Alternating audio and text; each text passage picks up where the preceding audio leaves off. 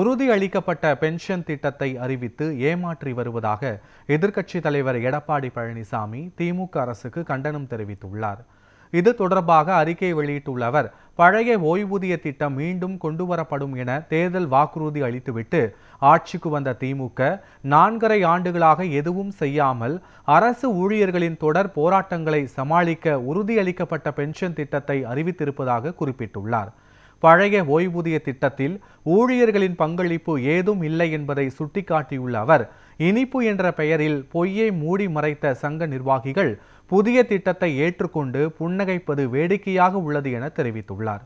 உண்மையை அரசு ஊழியர்கள் ஒரு நாள் உணர்வார்கள் என்றும், தாங்கள் ஏமாற்றப்பட்டதையும் அதற்கு சங்க நிர்வாகிகள் துணை போயுள்ளனர் என்பதையும் புரிந்து கொள்வார்கள் என்றும் எடப்பாடி பழனிசாமி தெரிவித்துள்ளார்.